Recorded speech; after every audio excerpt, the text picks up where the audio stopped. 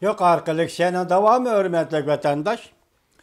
Bu hazırlık vaziyet çünkü Amerika münasebeti, Suudi münasebeti enindeki bu makalada çok korkup fikirler var. Şu an ben tayyorlab geldim. Ma endi ahirki evvelki leksiyanın devamı. Sargaygan bir tal yoparmaktan keç gözüne kergendek bol. Cungu'nun iktisadıga soğuk ekem, soğuk hava yetip gel. Hodu sargaygan bir tal yoparmaktan keç gözüne körgendek bol. Bir neçe yıl burun Cungu'da dairle bir ibare, yani iktisatın yeni haleti deydigan ibare icat kılışkan idi. Bu ibare puralarının dikkatini özüge tartıp, iktisat davamlıq güllünüdü, terakki kılıdı deyişken.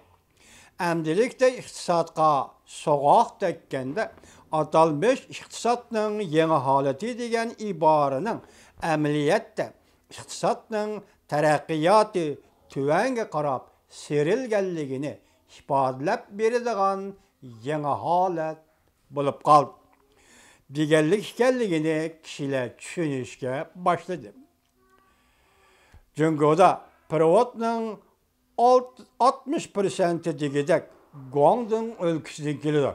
Cungu'nun iktisat rayları seliştiğinde privatның 60% digidek Guangdong ülküsüden geliyor. Hazır Guangdong'daki çet el şirketleri ötken yılgı seliştiğinde %10% azlap ketdi. Bu çet el kapitali çıkıp ketdi Cungu'dun yani Guangdong ülküsüden digenlikdir. Bu vaziyet bundan keyin texmo zoriydi. Cungu'nun iqtisadiga roşan ta'sir ko'rsatdi. Hazırla yıl ahırdaki mükafotni qisqartish, muoshni qisqartish, ishchi xizmatchilarni qisqartish, pul ishchi xizmatchilarni qisqartish, pul tepib tapovat qiladigan moddiy buyumlarning azlab ketishi, kasbiy mulozimatning qisqarib ketishi qatorliq ishlar Cungu'da başlandı. Puralar turmuşqa nazok bir ahvalning yetip kelganligini his qilishga başladı. Puralarning turmushiga nazok bir ahvalning yetip kelayotganligini his qilishga başladı. Shaman apandi mundaq ko'rsatdi. Amerika Cungu münasebeti texmo yamanlashdi. Amerika Cungu münasebeti strategiya, iqtisad ikki tarafdan o'ylanib turilgan munosabat edi. Amerika Cungu münasebetining yaxshilanishi strategiyalik ehtiyojni asos qilib allabirilla boshlangan. O chaqda uch taraf munosabati Amerika Rossiyani cheklashga ehtiyoj bo'lganlikdan shunga iqtisodiy jihatda Cunguni jo'lab turg'izgan. Sabiq Sovetlar yimirilgandan keyin Amerika Cunguning iqtisodiy taraqqiy qilsa, asta-asta demokratiya va erkinlikka qarab mang'udu deb o'ylagan.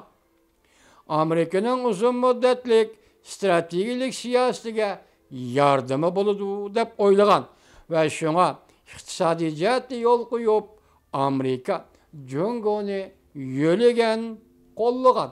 Strategiya jihati Cunguning demokratiyalashishni umid qilgan edi.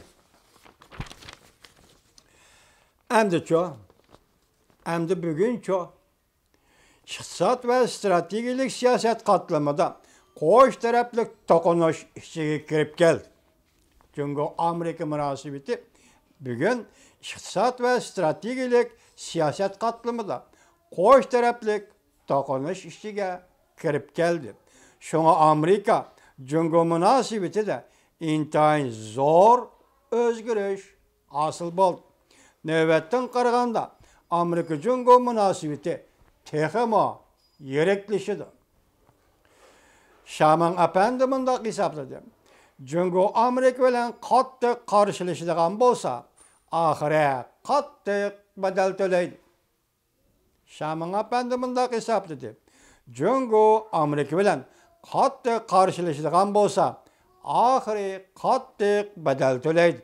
Çünkü Amerika strategiya ve iqtisadi münasibetlerde hemmege ten itibar berdiğen pozisiya tutalmaydı.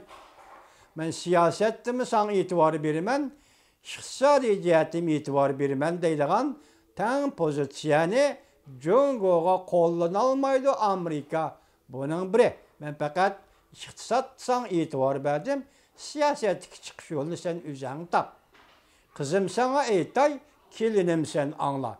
Lekin hazır Cungo bunu anlamadı. Hazır tahlilçiler del muşinesin tahlil kılıvat.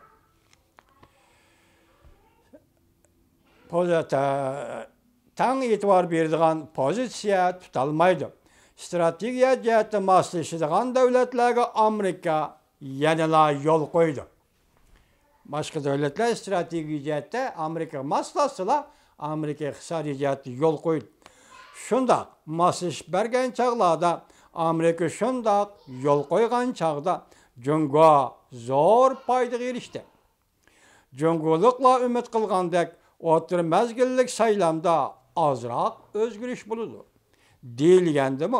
Prezident Trump'ның iqtisad soda siyasetinde özgürüş hasıl kılışı mutlaka mümkün emas.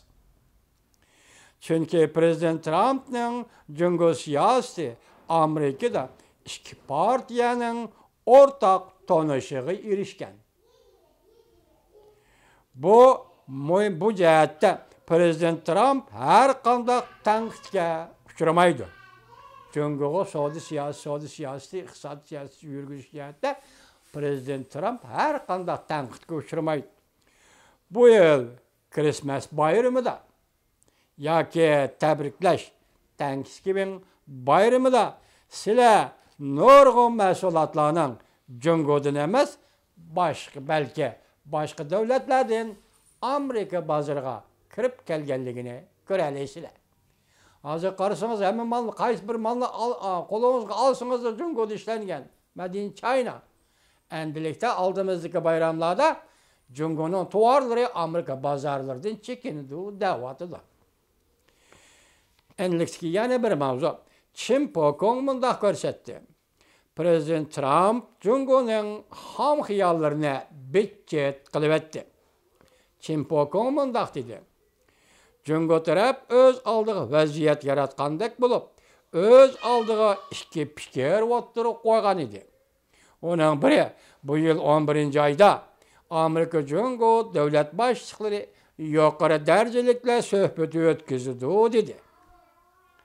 Bu yuqorqilarni xato yetaklashidi. Bu fikir fuqarolarni xato yetaklashidi. Kechiringlar. Ikkinchi, Cungo Amerika savdo urushi uningdan burun oxirlashidir.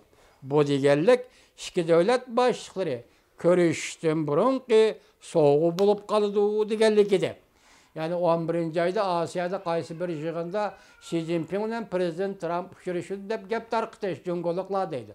Bu orqali shu uchrashishdan avval Cungo Amerika savdo urushi uningdan burun, ya'ni oldimizgi 9-ay, 10-ay to'xtaydi deganlik edi deydi.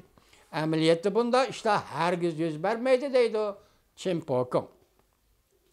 Bu deganlik ikki davlat boshliqlarining ko'rishishdan burun so'g'u bo'lib qoladi. Masalan, savdo urushining to'xtashi deb o'ylagan edi. Bunda fikrning qo'yilishi birinchidan davlat ichida vaziyat yaratish.